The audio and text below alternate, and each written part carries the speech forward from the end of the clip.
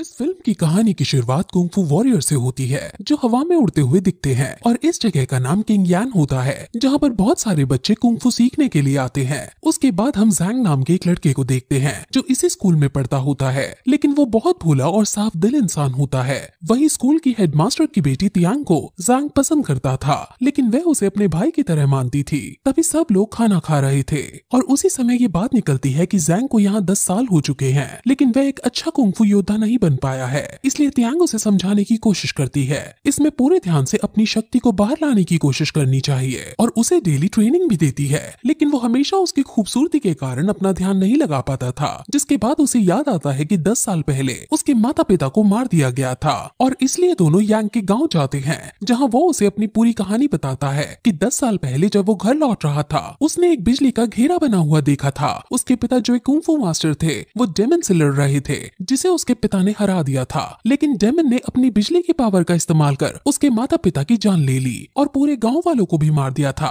जिसके बाद से जैंग ने खुद से वादा किया था कि वो उनकी मौत का बदला लेगा। जिसके बाद अगली सुबह वहाँ कुछ मास्टर आए थे जिसमें तियांग भी उनके साथ थी। जिसके बाद से उसे उस स्कूल का स्टूडेंट बना दिया था। जिसके बाद हमें कुंग फू स्कूल दिखाया जाता है जहाँ बहुत सारे मास्टर इकट्ठा होते हैं और उसमें लेडी मास्टर भी होती है जो सिर्फ लड़कियों को ही कुंग फू सिखाती थी। वहीं यहाँ पर एक कट्टा मास्टर कंपटीशन के बारे में बात कर रहे होते हैं जिसमें लेडी मास्टर कहती है कि मेरे स्टूडेंट जू की भी हिस्सा लेगी जो सबको हरा देगी।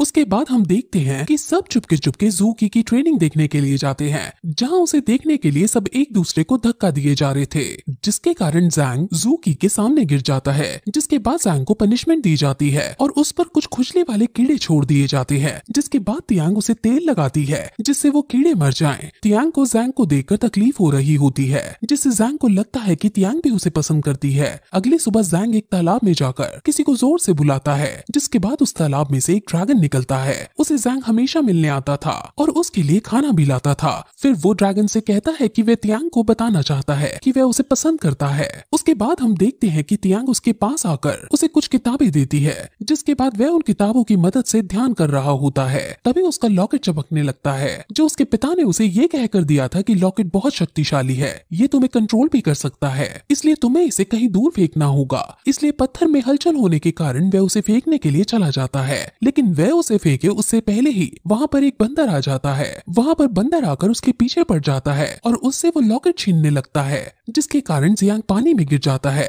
जियांग डूब रहा होता है, लेकिन पत्थर उसे खींचकर बाहर निकालने लगती है। बाहर निकलते ही वो बंदर फिर से उससे लॉकेट लेने लगता है और इसलिए उसे काट लेता है, जिसकी वजह से उसके हाथ से खून निकलने लगता है। लेकिन जियांग इस बंदर को जोर से धक्का मारकर फेंक देता है और उसके बाद वह देखता है कि लॉकेट उसके खून को सोख रही होती है। जिसके बाद पानी से एक छड़ी बाहर निकलती है और वह लॉकेट निकलकर उस लड़की से जुड़ जाता है, जिसके बाद वो एक बहुत पावरफुल स्टिक बन जाती है। वहीं दूसरी तरफ सभी मास्टर दूर से स्टिक से निकल रही चमक को देख रहे होते हैं। सारे मास्टर ये देख बहुत शॉक हो जाते हैं और आपस में बातें करते हैं कि फिर से एक बार अपीयर हुई है, जिसका मतलब है उसे ब्लैक किंग वापस लेने के लिए फिर जरूर आएगा। दूसरी तरफ हम ब्लैक किंग को देखते हैं जो शैतानों का राजा होता है और वह भी उस स्टिक को देख रहा होता है, जिसके बाद वह अपने एक डेमन को उसे लेने भेजता है। दूसरी तरफ वो स्टिक जैंग के पास आकर गिर जाती है और जैंग देखता है कि वे बंदर दलदल में डूब रहा होता है, जिसके बाद वह उसे स्टिक से बचाता है। इसलिए वो बंदर भी उसे तंग करना बंद कर देता है और उसके सामने हाथ जोड़कर बैठ जाता है।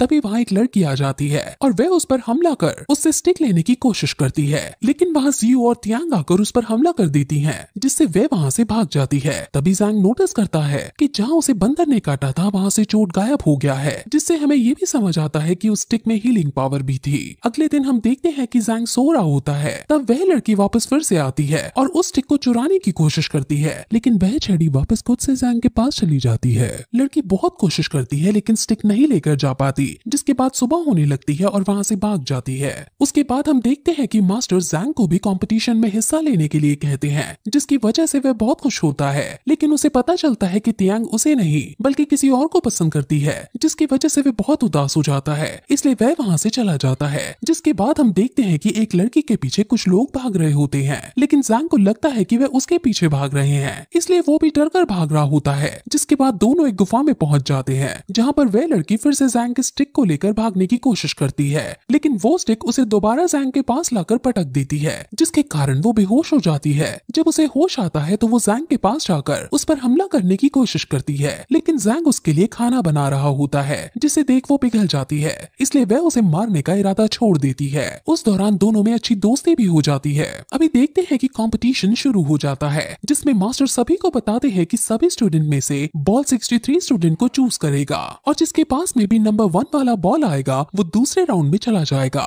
जिसके बाद सभी उड़ते हुए बॉल को पकड़ने की कोशिश करते हैं, लेकिन जैंग उड़ नहीं पाता, इसलिए वह बॉल को नहीं पकड़ पाता है। लेकिन तभी उसकी नजर नीचे रखे बॉल पर जाती है। वो जैसे ही उसे उठाने जाता है, जू उसकी बॉल को बदल देती है, और जब वह बॉल उठाता है तो उस बॉल पर नंबर 1 लिखा होता है, जिससे कि उसे उस राउंड में लड़ने की जरूरत ही नहीं पड़ती और वह दूसरे राउंड के लिए सिलेक्ट हो जाता है। तियांग भी ये देखकर बहुत खुश होती है। जू की इस राउंड को जीतने के लिए बहुत मेहनत करती है, लेकिन प्रैक्टिस करते करते जख्मी हो जाती है, जिसके बाद उसके मास्टर उसे हिस्सा लेने के लिए मना करती है, लेकिन वह नहीं मानती, इसलिए उसकी मास्टर उसे दवा देती है, जिसके बाद वो तुरंत ठीक हो जाती है। उसके बाद हम अगली सुबह देखते हैं कि दूसरा राउंड शुरू हो जाता है, जिसमें जैंग के बिना कुछ किए ही उसके स्टिक सामने वाले एक आदमी को बेहोश कर देती है। जिसके बाद रात को खाना खा रहे होते हैं, तब उसे पता चलता है कि जैंग और तियांग तीसरे राउंड के लिए सिलेक्ट हो गए हैं। अगले दिन तीसरे राउंड का कंपटीशन शुरू हो जाता है, जिसमें जैंग फिर जीत जाता है। जिसके बाद सब जैंग से इम्प्रेस होने लगते हैं। सबको लगता है कि वह पहले की तरह नहीं रहा। मास्टर भी उसे डांटते हैं क्योंकि उसने कभी अपनी शक्तियों के बारे में किसी को नहीं बताया था। लेकिन जैंग खुश नहीं होता,